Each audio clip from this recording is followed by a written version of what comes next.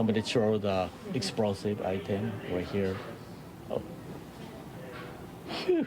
Taro Nagashima can't believe his eyes. I saw the almost 30 big crowd, a protester, last night. His surveillance video captured the attack on Ramen Danbo in Capitol Hill on Thursday night. Oh, this is the first attack.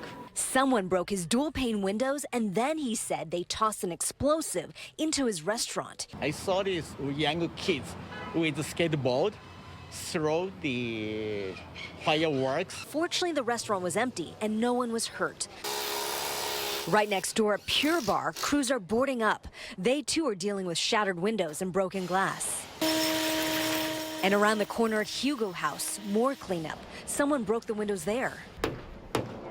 At Central Lutheran Church, which is across the street from Cal Anderson Park, the pastor there believes a vandal did all this damage. Our facilities manager saw a person was wearing black and had a hoodie on. He says someone hurled rocks at the church, breaking 5 intricate 100-year-old stained glass windows. It's highly likely that the person was a part of the protest, but we don't know. The businesses and groups hit by vandals say the damage done is heartbreaking. They say they hope it stops. Somebody need to stop it to keep our lives safe. In Seattle, Suzanne Fawn, KOMO News. Yeah, Michelle, that's still in limbo right now. The county prosecutor has the next 3 days to decide whether to charge the man with any crime while he is still in jail. As of right now, the judge decided to keep him locked up to wait and see if they have enough to charge him. Now, according to SPD, he was seen carrying around a bottle of clear liquid, which caused a bit of concern since there have been Molotov cocktails thrown at some of these demonstrations. Police say the 19-year-old fled when he saw some officers heading his way. He was detained shortly after, and when police looked through his stuff, they found what they call a homemade mortar-type explosive. They say these types of incendiary devices have been seen at some of these protests. Casey McNerthy with the county prosecutor's office says it'll take a bit more time before coming down with a decision to charge. The King County Prosecutor's Office takes acts of violence and property destruction very seriously. And when we had this case that was referred to us, even with initial information for a first appearance, we wanted to go before a judge and ask that that person be held. Michelle, Steve, it is, and for some context, this is at least the 4th time in the last couple of months we've seen this play out right in front of our building. One driver last night spinning around so much they popped their tire. This is a piece of what we found left of it down in the street. This is how the intersection looks today, littered with those black marks. As Steve mentioned, it took police about 90 minutes to show up. Officers say they were tied up with protesters over in Capitol Hill.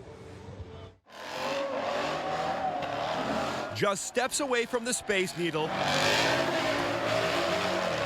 Another night of spinning tires, cars shooting flames from their tailpipes, and massive crowds gathering to take in this sideshow lasting for nearly 2 hours. I could just hear like burnouts, just constant burnouts, just and people yelling and screaming, and it kept me up for a while.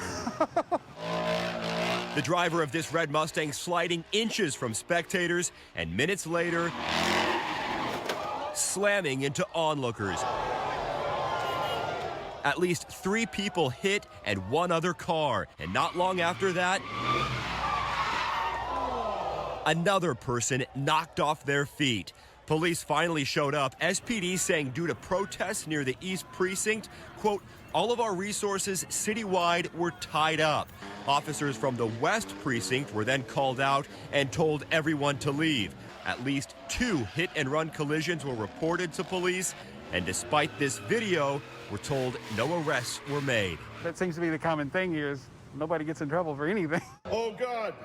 A few weeks back, this was the scene at the parking lot just north of CenturyLink Field. I wasn't frustrated, but I was surprised. Neighbors say a group came here on back-to-back nights and that it took police upwards of an hour to even come by. I was entertained by it and watched it a bit, but then started wondering if cops were going to show up or not. Planters have now gone up as well as other barriers to keep those drivers out, and so far it's worked.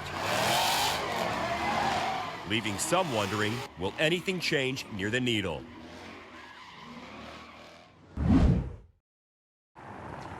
Yeah, Michelle, this protest was happening at Occidental Square. It started at about 2, but then the protesters left the square and decided to make their way up east toward 3rd and Yesler. That was where those demonstrators continued to march, and several police officers following behind in their cars. But just up the road in Capitol Hill, you could see the cleanup process wrapping up after another night of vandalizing. Cal Anderson Park is the go-to spot for Benjamin Gaines and his 4 boys. We do come here often, probably pretty much every day we come here. But he says he makes sure the trips here are when the sun is still out. I don't know at what point it is, but it does turn to a place that is sort of the center of all of the protests at night. Just beyond the ball field they play at, graffiti is what's left from protests that sometimes escalate at night. In recent days, we've seen fires on the street and businesses covered in spray paint. When spray painting starts happening or or it just starts to escalate a little bit where the police get involved, we are in our apartment far away. It's one of several spots vandalized by people taking part of nightly demonstrations that have turned into some form of property damage. For people we spoke with on Capitol Hill, they support protests, but not when it means damaging their community. It's really sad. This woman would only speak with us if we kept her identity a secret. She's lived in the Capitol Hill neighborhood for 15 years and says this isn't good for the local area. I wish it was done in a way that didn't impact the local community in the way that it is. In all, about 10 people were arrested overnight after smashing windows in the downtown area and spray painting City Hall. You want to support that voice, but there's a difference between that and vandalism. Which is why Gaines says he supports the movement when it's peaceful. When it comes to standing up for social justice and Black lives, we think that there's a place for that, absolutely.